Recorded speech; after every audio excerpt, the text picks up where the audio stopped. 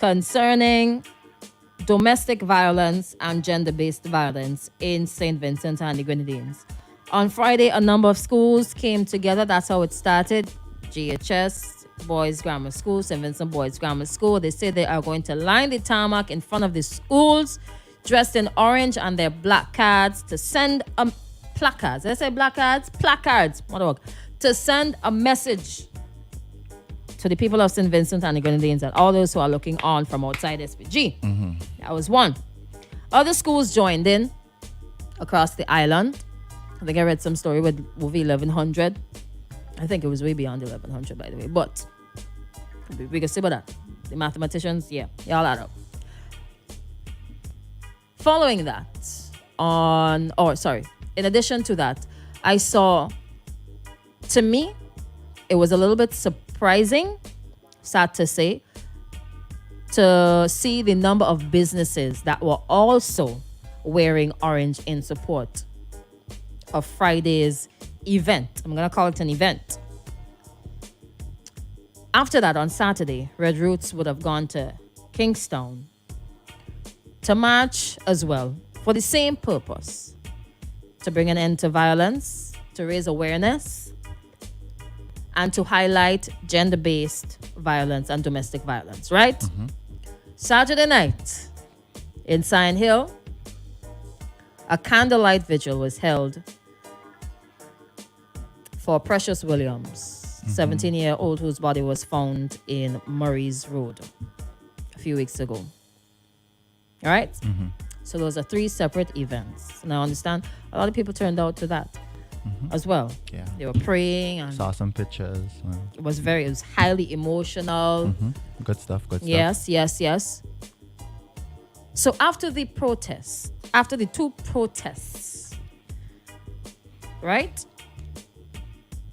What is our next step? On to the next one. What is coming after? Just a suggestion for me. I think it's something that we should do on a regular. Protest on a regular? Yeah, whether it's something, I think it could be monthly. I think you need to keep knocking it in. You gotta keep doing it on a regular. Knocking it in people's head. These are the situations that we're being dealt with.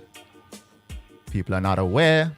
Let's not wait until something happens before we start to do these march, these protests, Let it be something continuously. Whether it be in schools, like how the girls' high school did that on the tarmac, get more schools involved. Let it be something that is done. When that's the thing. You remember when I was going to school, there was the DARE program where the police would come in and they would talk about drugs. You remember that program? Yeah. Yeah, I think can't find my shirt, but there. Yeah, you could have something like that. Enforce it in the schools for those things that are affecting our community now, our country. Designate certain time in each month, whether it be in communities. Do it in communities. I stress this community center thing plenty. Like, gosh, man, they use them for some purpose, man. They're being used. Oi. Hold up. The one up Chappins ain't using. It has never been open. Don't start. Anyway, no, I'm asking you a question. You said community centers are not being used. They don't use it for these things, Krista. They do not use it for these things. Then say not important stuff. Yes, not important stuff. They didn't use it to inject people with COVID-19 vaccine the other day? Yes. That was important. That was important. Yes. So, that's okay. Yes. Oh gosh, man. Come on. You had a baby feed, Vincentians. We big. We have sense. Hold on. No, because I was talking. It's like you have to break it down to say, we need to use it for this. You might. No, I don't think we're that far gone, man. We know what is happening. When you're on the streets and you hear people talk, they know what's happening. Do we really? They do. But as the person just mentioned a while ago in that comment there, people selfish now. We go sell out for like $1. That is the problem that we have here. A man turn a blind eye to a situation because, boy, it ain't affecting me once my paycheck show, I did good. As we would say, fire burn everybody else.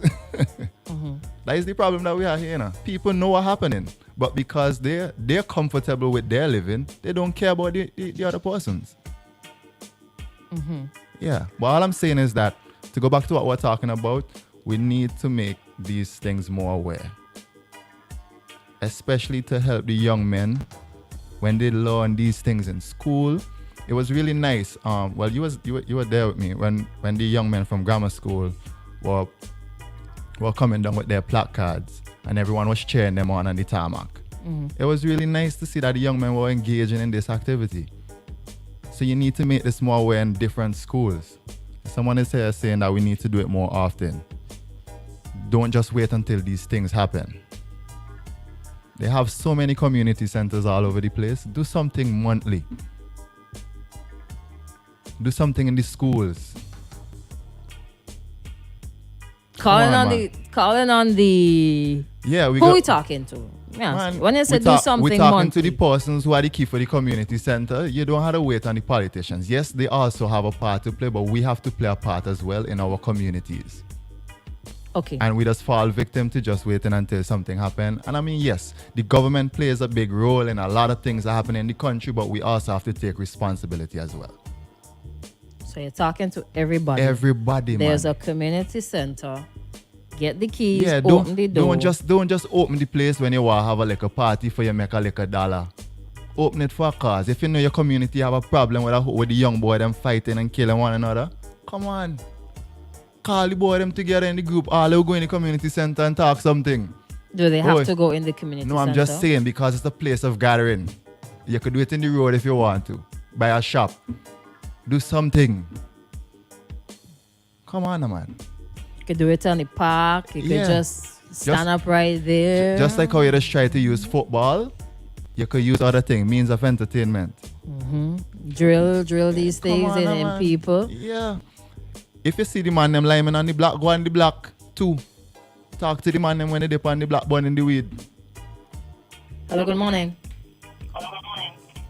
Hi, good morning. Hey, good morning. Morning, Crystal. Good morning. Good morning, sir.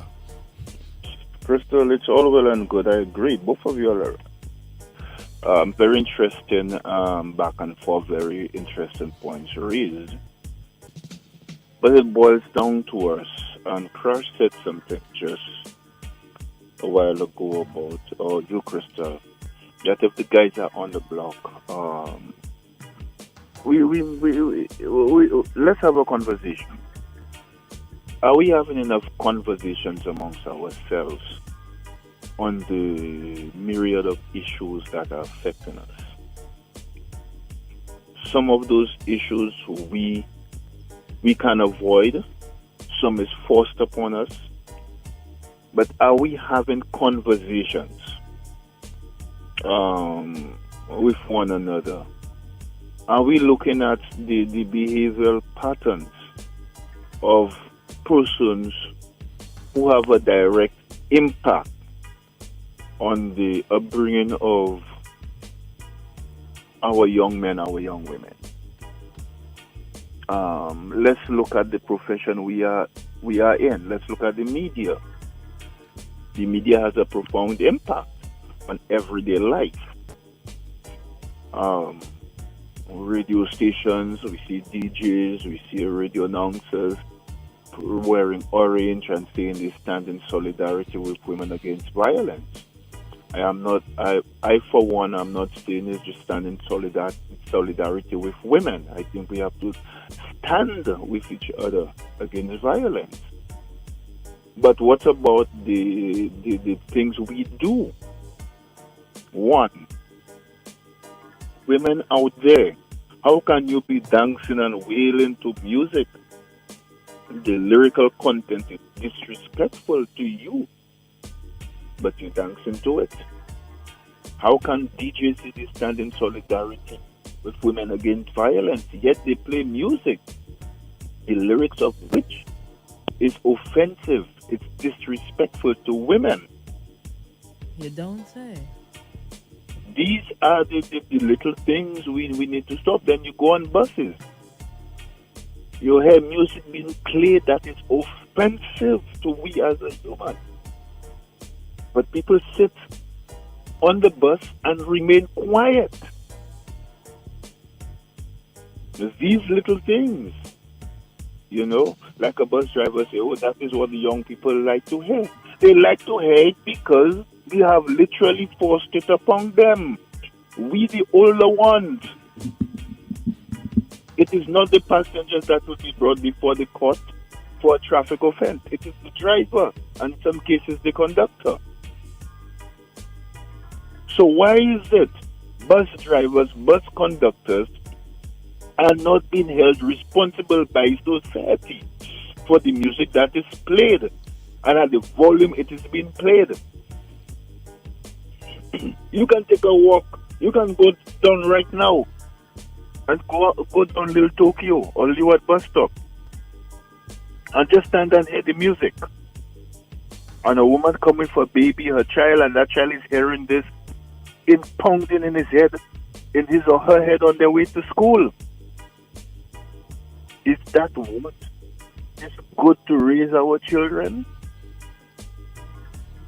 We have Carnival coming up, and people do not care. Well, hey, something, that is school hour. No, that music is being pounded. Do we have quiet zones here around schools?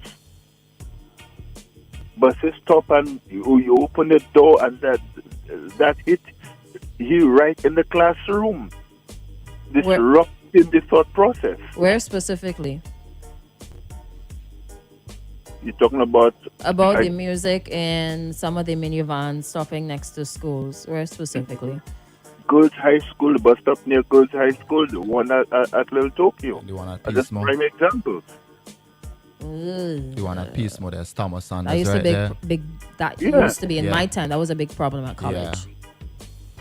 Because the vans is... Look, you have those students at college.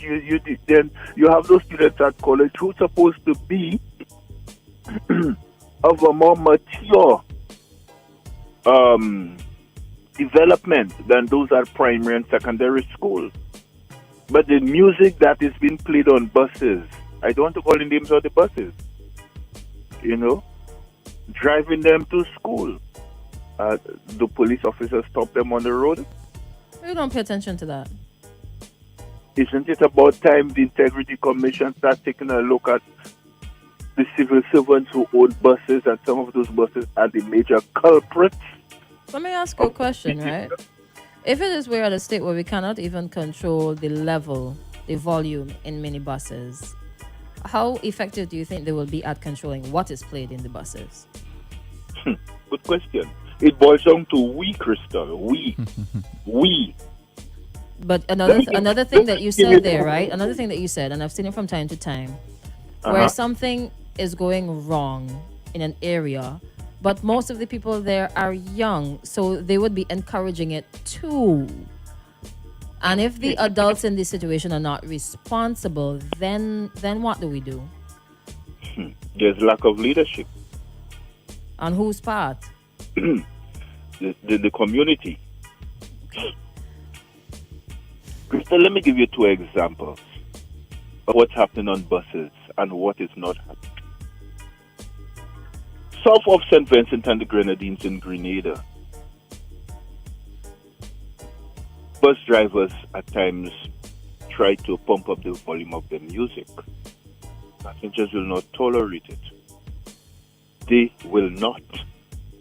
And if the police do not do anything when that incident is reported, that driver is called out on radio.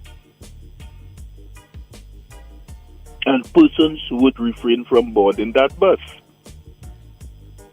You go northwards to Dominica, you do not hear loud music being played on a bus in Dominica. The citizens do not tolerate it, period. If the bus, nighttime, just a driver alone, that is different, not during working hours. Right. So right here, that stupidity that people say van culture, we are the ones who encourage it. We are the ones who accept it. If every sick traveling person tell the employer, listen up, we are fed up with the behavior of bus operators. We will prefer travel on the 30-seater buses, we will wait for them. And those drivers would come and honk and beg, and everybody just stand there looking at them. Trust me, they will behave themselves. Now, let me respond to that real quick, right? I am not in a disagreement with the fact that something needs to be done, right? But you have to ask yourself, who really going to stand up against the buses that are playing lewd music and extremely loud music? And I think you have to look at one of the reasons why it's continuing. Look at the target market too. If the adults are the ones who travel, are the ones who would stand up and say, I am not going to enter that bus, and they do not ride that bus will be filled to capacity with young people. Check it out. When it passes, when some of them pass me at the bus stop, students. You are correct. So it has to be somebody outside of the adult traveling population. So you're saying the government? The next up. Yeah, the thing is, right? If the government put in regulations for the bus, let's say, I remember in Barbados, all the vans are painted in one color. Let's just say that's one thing that they do. And they put numbers on them. And they say, these is for Calico, these is for Camden Park. The current problem we have now is that the road ain't fixed. So the man gonna be like, oh, why should I come under this system when you ain't fixing the road? Gas price rising. You ain't doing nothing about that. I don't even think that's a fair argument. The import duties for parts for my vehicles is another issue. I don't think that's a fair argument. I think that's why I know I'm saying that's why regulations are not being put on the police. On the van drivers, because they have so much to argue about that is not being done. But that enforcing right, and putting in place maybe numbers on the buses and trying to put a proper system in place, that has nothing to do with the revenue that they are earning. Yeah, I agree. So I don't think, even if they have that argument, I'm not going to buy that argument. Yeah, you put that was some of the things that they brought forward when they had their last protest on the tarmac. Okay, so the road's not being fixed, so you can't put a proper system to operate the this bus is my system. van. If you want me to do anything good, you go fix the problems that we have to deal with. That is how they're thinking. That is how they're thinking. Yeah, but hold on. Listen carefully. Aren't taxis being licensed in St. Vincent and the Grenadines? Yeah. Good. Apart from having the license, the regular vehicle license, there's a special taxi license. Am I right or wrong? I'm not sure about the special taxi license, but I know that there is some registration process. Yes. St. Vincent and the Grenadines, SVGT, a tourism authority. So if you want to operate at certain areas and they have systems in place, some taxis will work today, some taxis will be able to go at the port, and so on and so on and so forth. There's a system in place. Right. So why not put a system in place for those buses that serve the public? We have to ask Honorable Montgomery Daniel and probably the Commissioner of Police. No, but we the people have to start calling for it. Okay. Let me say this. In St. Lucia, where some people always tend to compare the two systems, it was not the government that began reforming the system. It was bus operators who began reforming the system after so many calls and the amount of licks, if I have to use this phrase, literally they got via the media. People literally calling out bus drivers, and there are times buses would have come on, reach on the bus stand, and persons would not board. They would wait for a bus, which driver would give them acceptable service. And a number of buses during that time was feeling the pinch. Because words get around this bus number X, Y, and Z, I is boarding it. And people tend, when they go into work, they go to work in groups. Well, If you were boarding it because of what the driver did, I am not boarding it too. Okay. And then it sat down, and I can tell you, I was part of the process. It was not easy, but the person who actually, how should I say it, put the hammer down in a way was former Prime Minister Sir John Compton. When we went to him one Monday morning, he told us, listener, he have no problem with getting organized, but government will not sit and talk to 1,000 bus drivers. Get yourselves organized properly. Get your route associations formed. Get a national organization formed, and then come and talk to me. Okay. And then we went about and we started it. One of the issues here is that just a couple of Sundays ago, drivers said they were coming together, but it was primarily to look at bus fare increase. In St. Lucia, it was not for that. The drivers came together to look at providing a better service. And if we are to provide a better service to people, what areas impact us? And what can the government do? And bus fare increase was not a priority. Because when you increase the bus fare by 5 cents or 10 cents, there is that ripple effect in a family. Because a family that earns $1,000 a month, I just using this phrase, when you increase the bus fare and that family has 3 children, that family now has to remove some expenses, some basic needs in order to ensure the children get to school. There is a ripple effect. Yeah, it's a challenge. Right, so we did not look at that. What we looked at, one, was behavior of drivers, behavior of passengers, order on the bus stand, first come, first serve. In fact, in order to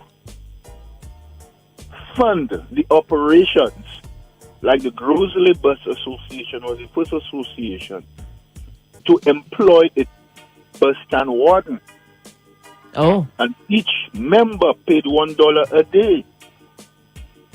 Although there is the just like you have the tongue board responsible for cleaning the drains and the sidewalks and the streets. The Grosley bus drivers employed someone that during the day would ensure the bus stand remain clean. Ooh, interesting. Now, I want to ask you, we have to wrap up now, right? Yeah, you see, I'm saying that so people could, I wish one of these days I can give people a more in-depth look at what was done.